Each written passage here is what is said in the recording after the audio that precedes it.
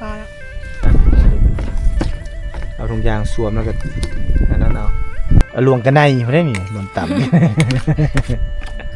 ใช่ปะใส่ปะบุษาบนเด้อ โว้ยนะเป็น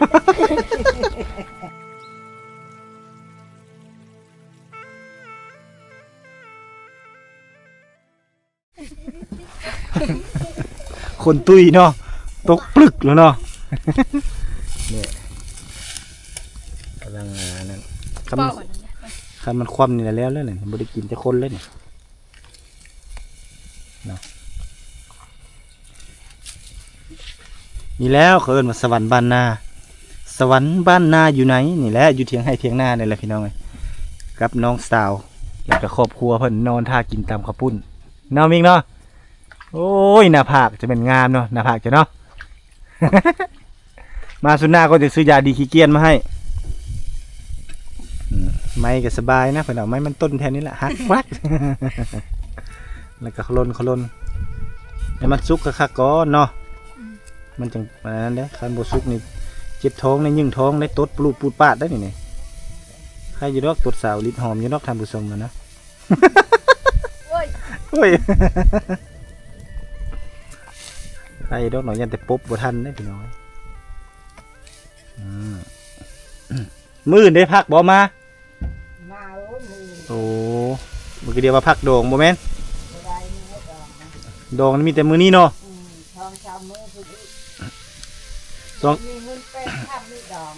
โอ้โด่งหลายเนาะเดี๋ยวนี้เนาะ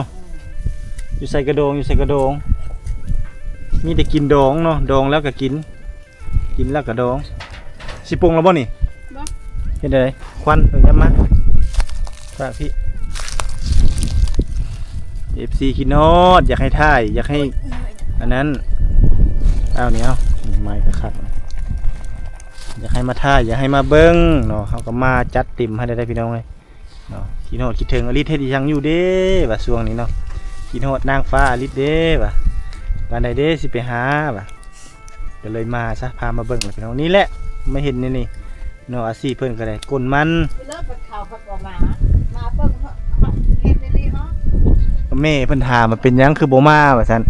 สาเหตุที่เขาบ่มานั่นก็คือมันไกลมันเขาจะอยู่ประเทศไทยผู้อยู่ไกลจะบ่ฮู้ทางมาแน่เพื่อสิบุกน้ำลุยไฟก็เลยนี่แหละได้อาศัยบ่ตุกนั่นแหละมาถ่ายให้เบิ่งเนาะถ่ายคนงามถ่ายเขาเจ้ามักคนดุคนมั่นแม่เอ้ยมักคนขยัน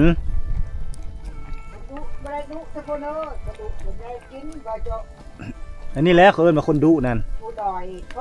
คนผู้ดอยเขาเจ้านั่นแหละเขาเจ้าเอิ้นว่าคนดุคนมั่นแหละนี่เนาะคนขี้ค้านเขาบ่มักเขาจะมักคนดุคนมั่นเขาจังซี่มันคนดุมันเสียชีวิตลงไปเกือบเนาะเอ้ย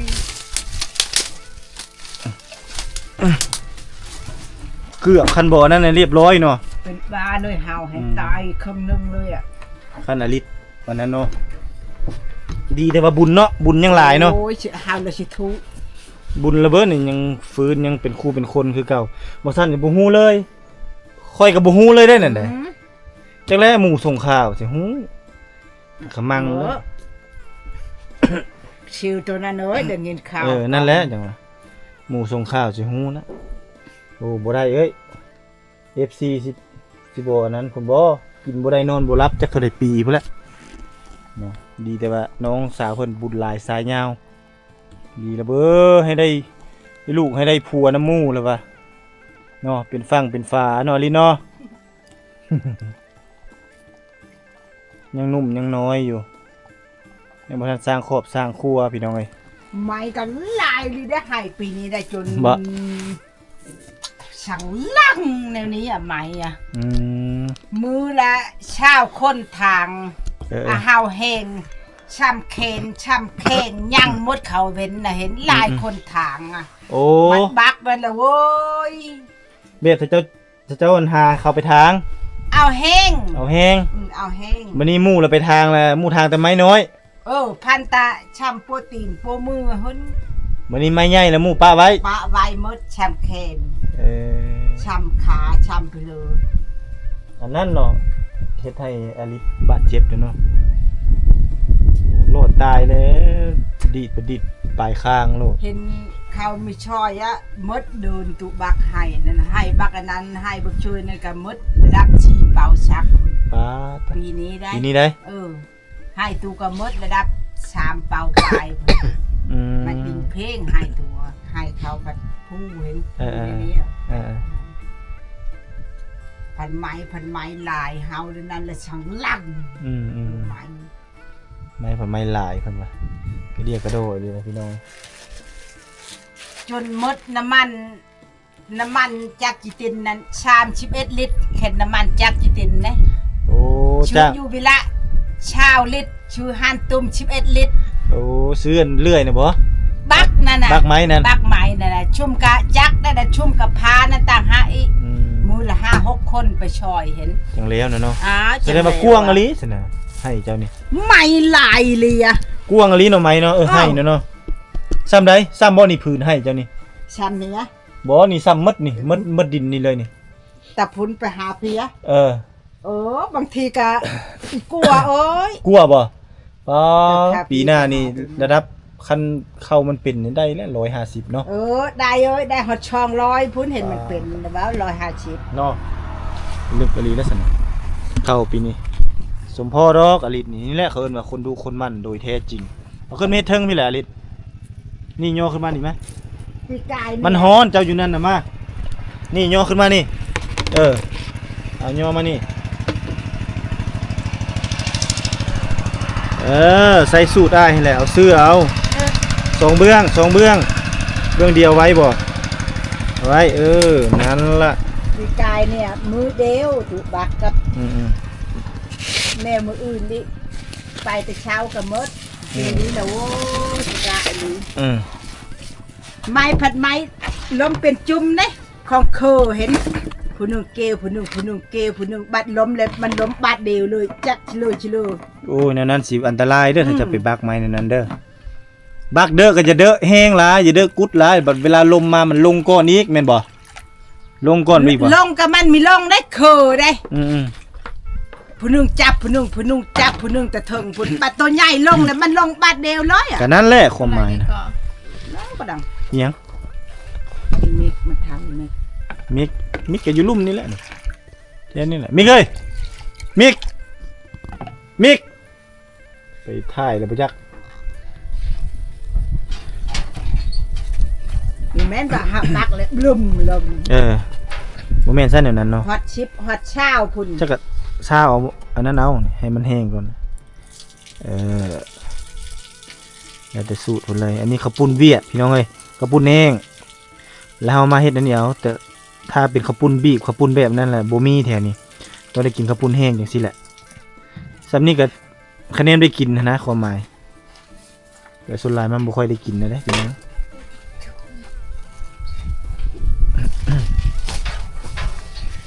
เจ้าบอวันนั้นไม่เฮ็ดคือไม่ถูกนะขี้เปล่าเอาวะนี่ไม่ถูกเลยนะไม่ถูกอ้ายเลย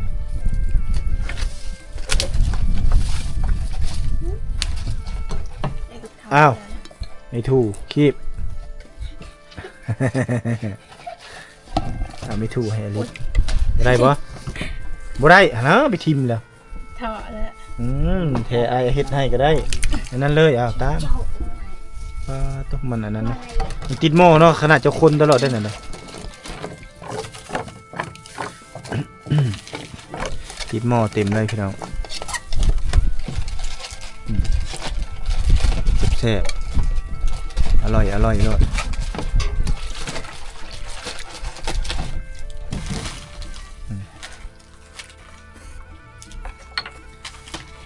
กินฝีมือสาวบ้านป้ามัน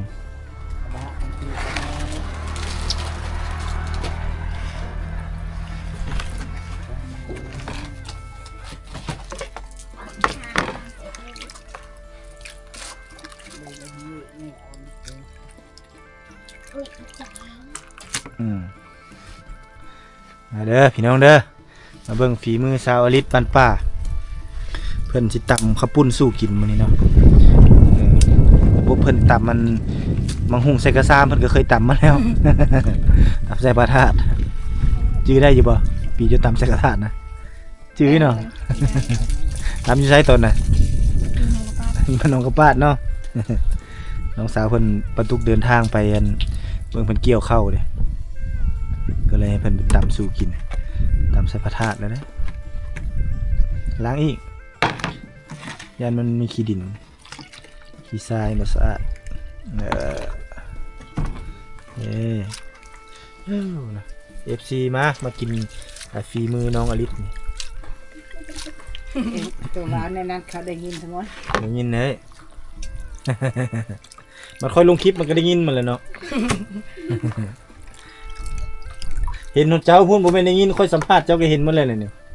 จะนอนเคราะห์อยู่นั่นนี่ใครจะฮู้แล้วให้อลิศนี่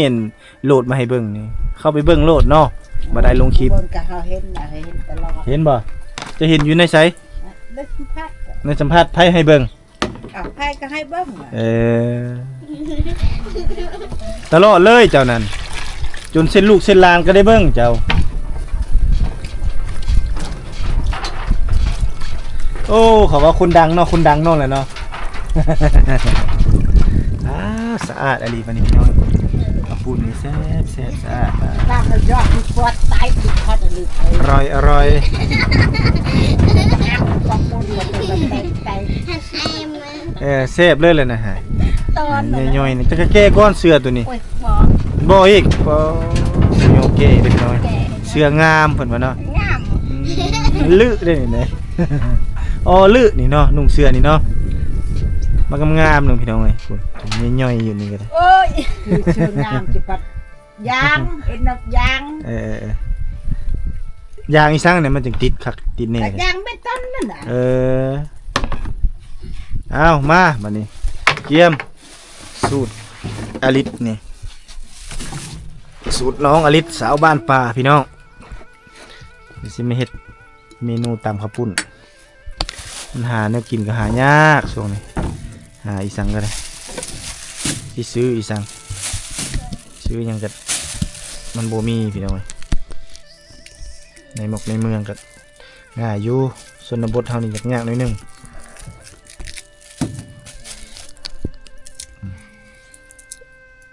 โอ้ยอยากดับไฟนี่เลย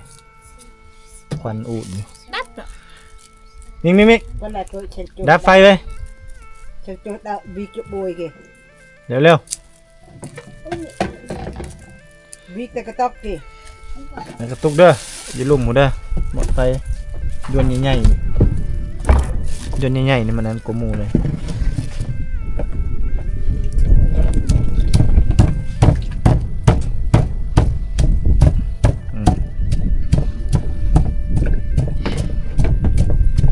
มากซื้อข้าวปุ้นนี่มาตำกินอยู่สวนยังมีแห้งแหละ มีเงินซื้อ มันมีเงินซื้ออีกเงินเอาให้หมดแล้ว หมดแล้ว เห็นไปบุญอีกกินเบียร์ อืม มาลีได้เห็นแบบว่าบุญวิละเนี่ยเขาไปอ่ะ โอ้ไปเที่ยวบุญแล้วบุญวิลาก็ไปอีก อุ้ยไปอ่ะ จกออกที่นี่ได้ เดี๋ยวแย่ได้บ่มีน้ำกินได้อลิศเว้านะมา โร่และไอ้ยะนึง นะแล้วพอแปะเอาไว้บัดนี้เลี้ยงเป็นนัวบ่น้ำตาลเป็นนัวมาต่ออลิศเฮ็ดผมหล่นครับ เป็นนัวไอโนโมโตะใส่ลายแซ่บหลายบ่ลิศฮะ ใส่ลายแซ่บหลายเนาะ อ้าวเจาะน้ำตาลเจาะเป็นนัวอันนี้ใส่นี่เลยบ่เห็นไหนจะสิขลุ่นใส่พุ่นเลยเอาเฮ็ดให้ไปแกะนะแกะทางปากนี่หยุดนี่มันมีห้องหอยนี่ดึงตัวนี้นี่โอ้ยเนาะลิดเอ้ยนั่นละใส่อะไรบ่ตามเจ้าจากใส่เลยเจ้าใส่ หมดพอแล้ว แล้วแต่เจ้าอย่างวะเจ้าจากใส่ไปเลยเจ้าใส่ อันนั้นเลยบ่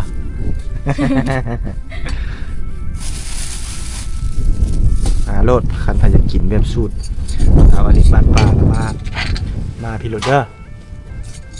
เดี๋ยวเพิ่นตำให้กินหน่อยจังนั่นแหละก่อนว่า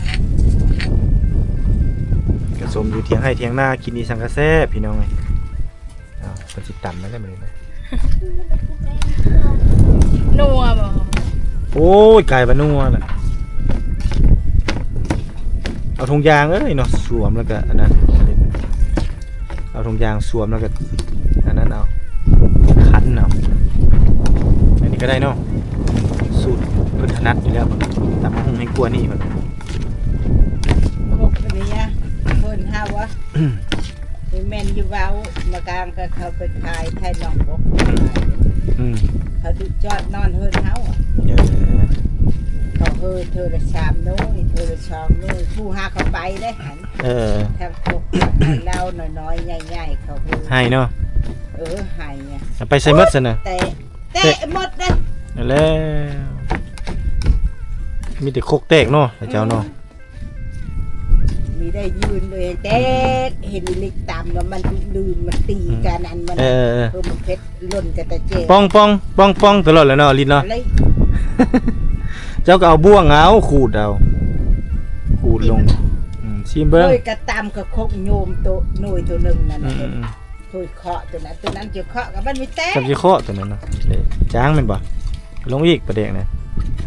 ตามเจ้าโลดเจ้าอยากใส่ใส่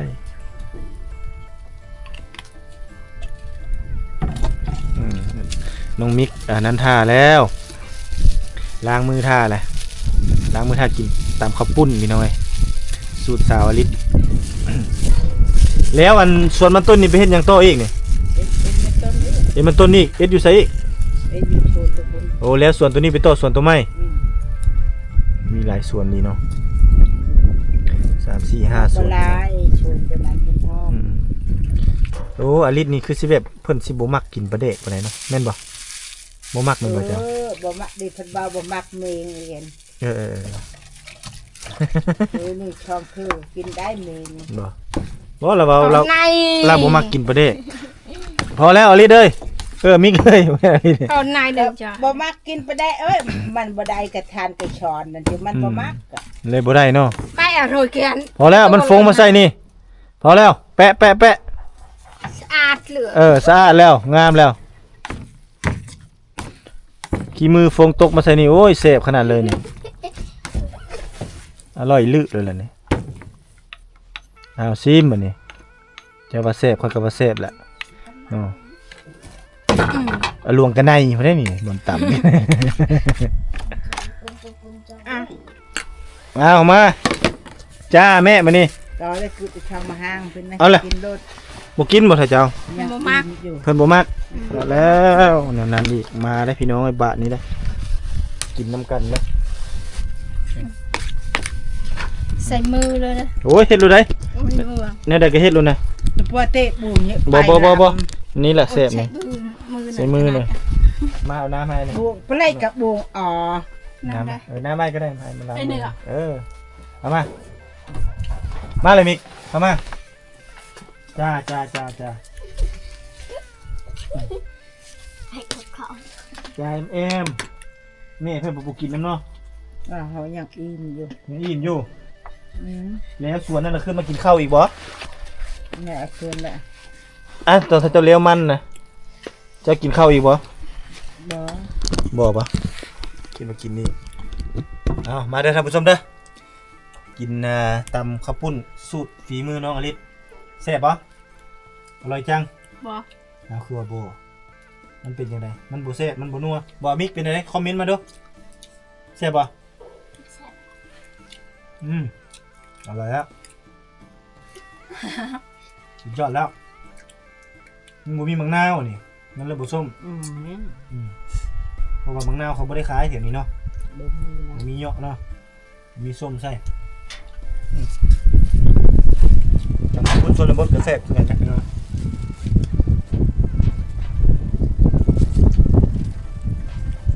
อลิศยังกินรสจัดคือเก่าเนาะ พัดยังรสจัด ฮะ รสพัด รสจัด รสเผ็ดว่ารู้จักรสเผ็ด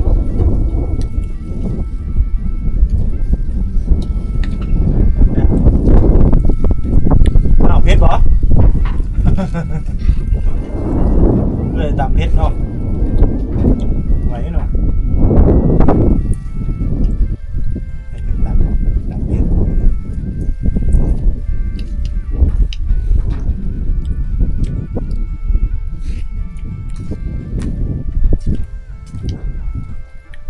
เดี๋ยวบ้านเกินนิดนึงเนาะมันใส่เกลือใช่ปะกินหมูมัดปะ เรา ดิวจิตา เราถือชกร่อง จิตาเป็นจิตา แบบนี้ได้จังเสพแบบนี้เอามือจับเลยยุ่มๆเลยดูนะ มันเป็นนวมจานนั่นแหละจานแบะ เหมาะจังติตอน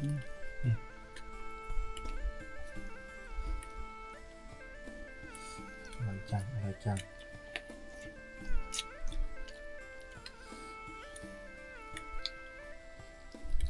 คืองานโด่งนี่เจ้าช่วยยังไงไปเฮาไปช่วยงานโด่ง เป็นทางผู้ชายก็ช่วยเบี้ยช่วยเงิน ทางงานผู้ชายนี่ปะ เป็นทางผู้หญิงก็ช่วยเบี้ยช่วยชิ้นช่วยมอนช่วยแพ้ช่วยชนะ โอ้ทางผู้หญิงเด้คือสมมติคืออลิศนี่ข้างคนมาช่วยก็มีสนะหมอนแพรสิ้นเบียร์คุณแคทเราเลยเนาะแคทนึ่งเนาะ อ้าวอิงตามนะบางทีก็เฮิร์น พับแพง ละแกะบางทีก็เฮิร์นหนึ่งชีปั๊มชีปั๊ม อิงตาม อิงตามได้ ญาติพี่น้องผู้ใกล้ผู้ไกล ในนั้น ผู้เรื่องผู้เคยเนาะ ชนะก็คือเดียวเห็นพี่น้องแหละชนะมาเห็นมือคนบาลแหละชิ้นแพ้ โอ้ต่างกัน ในนั้นไม่ได้ทั้งหมดเสมอ อลิศได้ซะมือได้เลยถามไปเมื่อเสียผัว อื่น แล้วก็แพ้ เอากับแฟนค่ะ ผู้ได้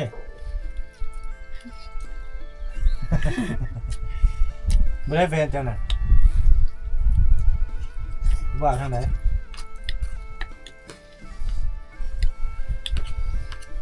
หนูหยอกอลิศเพิ่น เรื่องผู้บ่าวเวียงจันทร์นี่ ช่องวันตาย ได้อิ่มแล้วบ่บัดนี้ บ้านไอ้ชุบ ฮะ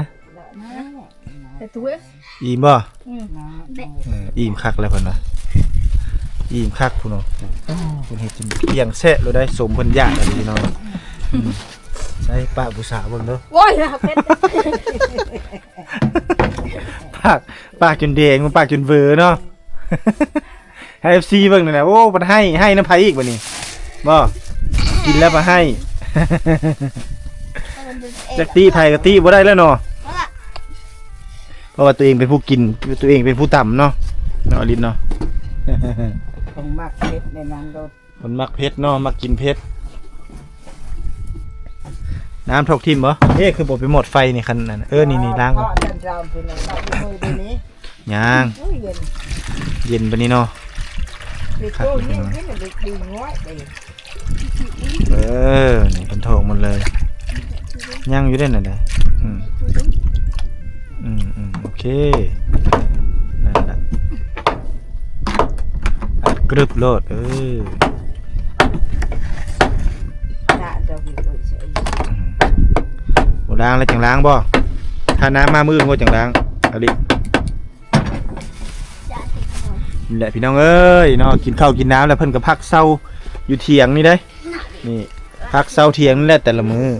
แล้วปกติก็พักเซาเถียงนี่แหละก็บัดอันนั้นพุ่นแหละแล้วก็ตัวแรงๆจักโมงลงแม่คันปกติถ้าเจ้าลงเฮ็ดเวียกนี่ กินข้าวกินน้ำเลยเห็นปกติก็ลงรถแล้ว แล้วนั่นบ่ มือหนึ่งนั้นได้เท่านึงได้5ลังรถเอามานั้นนะ ปลาตัวเที่ยวเอาไปขายน่ะเด้คอยคิดว่ามื้อหนึงมัดมื้อละรถหนึงละย่าบ่แม่น มือนั้นน่ะได้หลายเดียว5ลังรถ ปลาตัวจน5รถ พิลึกอะไรเนาะมือเดียวจนได้5รถพี่น้องใครเนี่ยมันถ้าเจ้ามันกลง่ายแน่เนาะ คนง่ายอ่ะ มันเพิ่นกลง่ายเนี่ย ทุกอยากนะ ทุ อยากให้ อยากอะอันไปจูไว้แหละนะกะ คุยพวกเยอะ เห็นได้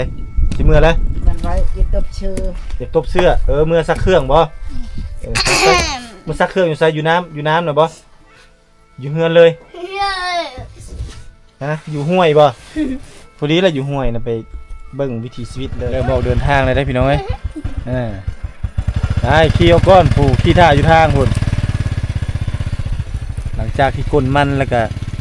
เอารถเมื่อรถนึ่งเนาะแล้วก็ถ้าเฮาก็สิได้เดินทางกลับได้บัดนี้เนาะกลับเมื่อเฮือนน้องสาวเพิ่นพุ่นแหละ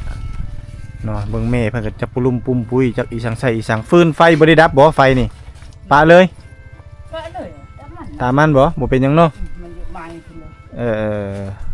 ไปจะเอาขึ้นน้ำคอยเนาะ ก็อันก็เนี่ย โอเคท่านผู้ชมเดี๋ยวจังไดก็ฝากท่านผู้ชมไปติดตามพุ่นละคลิปวิดีโอต่อไปอยู่เฮือนน้องสาวเพิ่นพุ่นแหละอันนี้เฮาก็จะได้เดินทางกลับเฮือนน้องสาวเพื่อจะมาส่งน้องมิกเนาะเพราะว่าอีกทีมงานหนึ่งหรือว่าครอบครัวเพิ่นได้เดินทางมาก่อนแล้วครอบครัวอ้ายเพิ่นอันนี้ก็เฮาก็กินส้มกินเซลแล้วก็ได้เดินทางกลับเนาะพาบ่จักแล้วจักอยู่ไสโอเคท่านผู้ชม